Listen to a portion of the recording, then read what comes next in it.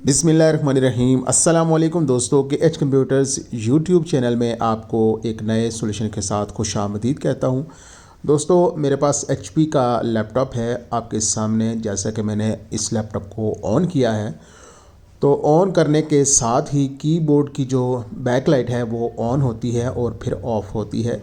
इसी तरह power button भी ऑन ऑफ होता है और यहाँ पर जो फ्रंट एलईडी लाइट्स हैं वो भी एक बार ऑन होकर बंद होती हैं। यानी यही जो साइकिल है चलता रहता है, यानी लाइट्स ऑन होती हैं ऑफ़ होती हैं आपके सामने है और स्क्रीन के ऊपर भी डिस्प्ले वगैरह शो नहीं हो रहा। आपने गौर से देखना है यहाँ पर जो इस लैपटॉप के अंदर इशू है वो डिस्प्ले वगैरह शो नहीं हो रहा। यहाँ पर इस तरह की लाइट्स ऑन होती हैं, ब्लिंक करती हैं और हल्का सा ऑन होके बंद हो जाती हैं। और कीबोर्ड की बैकलाइट भी और इसी तरह पावर की एलईडी लाइट भी ऑन ऑफ होती है और यही सिलसिला बार बार चलता रहता है। तो ये दोस्तों लैपटॉप के अंदर डिस्प्ले के मुतल्लिक इशू है, यानी लैपटॉप हमारा ऑन नहीं होता। आइए दोस्तों इस प्रॉब्लम को सॉल्व करते हैं।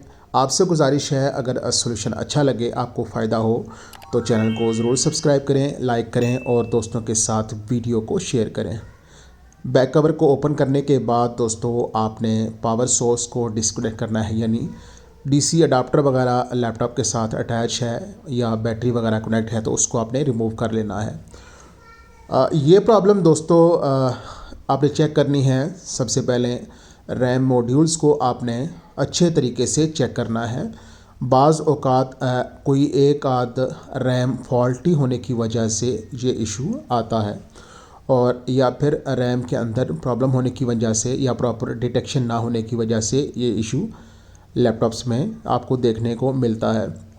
यहाँ पर मैंने रैम्स को क्लीन किया है और क्लीन करने के बाद लैपटॉप के साथ दोबारा इनको मैं अटैच करूँगा और अच्छे तरीके से तसल्ली के साथ इस सॉल्यूशन को हम चेक करेंगे, उसके बाद इसको सॉल्व करेंगे।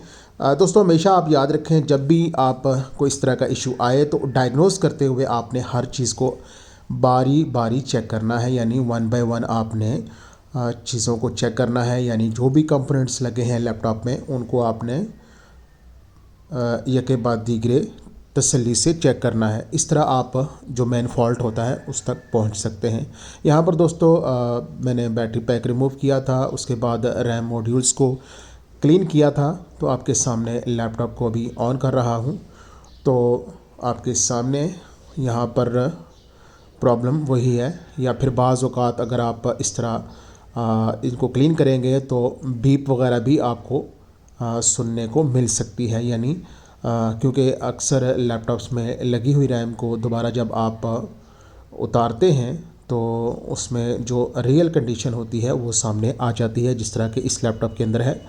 तो यहाँ पर दोस्तों यहाँ पर मज़ीद हम ये कर सकते हैं कि रैम्स को हम रिमूव करेंगे और इनको वन बाय वन लगाएंगे और उसके बाद जो नेक्स्ट स्टेप है वो भी हम अप्लाई करेंगे तो जो इशू है वो सामने आ जाएगा। यहाँ पर दोस्तों आपके सामने मैं लैपटॉप को डीसी अडाप्टर की मदद से ऑन कर रहा हूँ, यानी बैटरी पैक मैंने रिमूव कर दिया है। अब थोड़ा सा मज़ीद इसको डायग्नोस करेंगे और इसको तसल्ली से चेक करेंगे।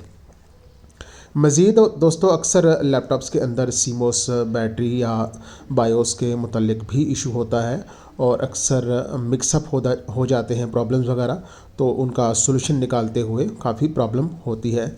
तो बेहतर तरीका यही है कि आप तमाम चीज़ों को एक एक करके और तसल्ली के साथ चेक कर लें ताकि आपको इशू और उसका जो सॉल्यूशन है वो आसानी से पता चल जाए।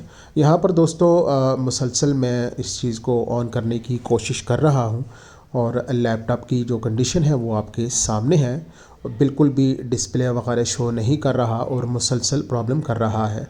यहाँ पर मज़ीद मैंने ये सीमोस बैटरी को अनप्लग किया है।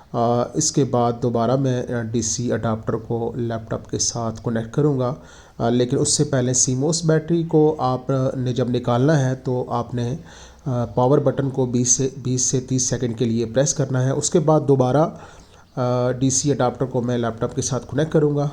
आपके सामने जो भी इसका सॉल्यूशन है वो सामने आ जाएगा और जो प्रॉब्लम है इस लैपटॉप के अंदर वो भी क्लियर हो जाएगी। यहाँ पर दोस्तों मैंने एक रैम मॉड्यूल को निकाला है लैपटॉप के अंदर से और सिर्फ एक रैम मॉड्यूल को लैपटॉप के साथ लगा रहा हूँ।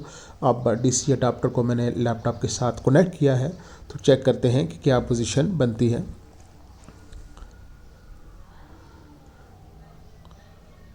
यहाँ पर मैं रैम बैंक्स हैं उनको रिप्लेस कर रहा हूँ, यानी रैम मॉड्यूल को डिफरेंट जो दो रैम बैंक्स होते हैं उनमें ट्राई कर रहा हूँ ताकि मज़ीद तसल्ली हो जाए कि रैम बैंक्स में कोई इशू तो नहीं। तो यहाँ पर दोबारा से मैं ऑन करने की कोशिश कर रहा हूँ, तो आपके सामने लैपटॉप फिल वक्त तो ऑन नहीं हुआ।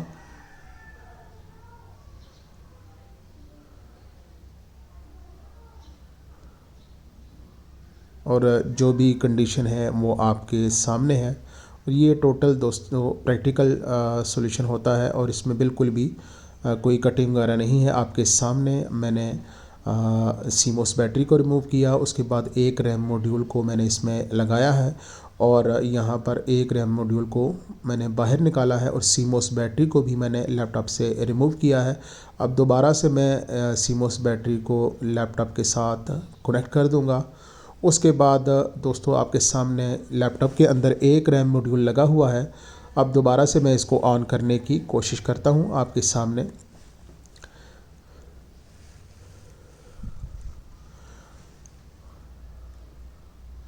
लैपटॉप हमारा जो है वो डिस्प्ले शो कर चुका है आपके सामने, मैंने आपको पहले दिखाया है। अब सिर्फ़ और सिर्फ ये चीज़ डायग्नोस करनी है कि आया प्रॉब्लम हमारा कहाँ पर है।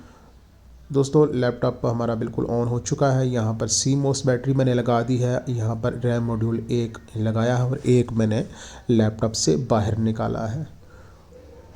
यहाँ पर दोस्तों अगर आपको कोई सेटिंग वगैरह शो होगी तो ये अक्सर बायोस रीसेट होने की वजह से होती है। आप दोबारा से सेटिंग को ख़ुद से कर सकते हैं और डेट टाइम वगैरह भी सेट कर सकते हैं, क्योंकि पावर सीमोस की पावर की वजह से अक्सर इस तरह का प्रॉब्लम आ सकता है, या सेल वगैरह रिमूव करने की वजह से, या अक्सर औकात सीमोस बैटरी की वोल्टेज और कम होने की वजह से भी आपको बायोस की सेटिंग में चेंजिंग नज़र आ सकती है।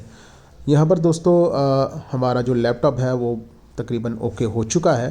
अब जो रैम मॉड्यूल हमने इस लैपटॉप से बाहर निकाला है उसको एक बार फिर लगा कर चेक करेंगे, क्योंकि हमने उसको अच्छे तरीके से क्लीन कर लिया है और ये मुमकिन हो सकता है कि इस रैम मॉड्यूल के अंदर ही इशू है।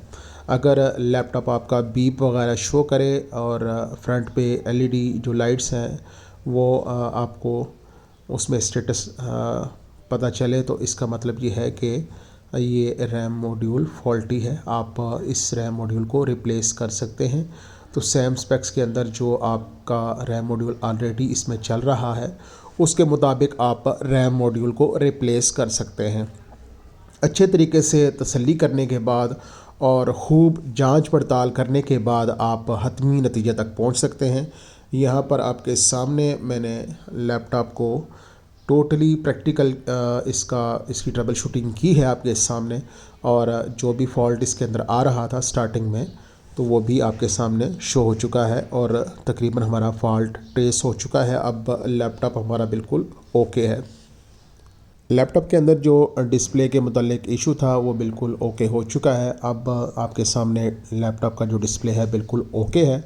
अगर आप रैम को रिप्लेस करना चाहें, यानी अगर आपको लगे कि आपकी रैम कम है तो आप इसमें नया मॉड्यूल इंसर्ट कर सकते हैं।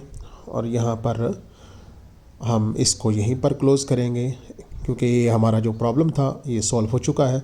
और दोस्तों इस लैपटॉप के अंदर बेसिकली रैम मॉड्यूल के मुतल्लिक इशू था।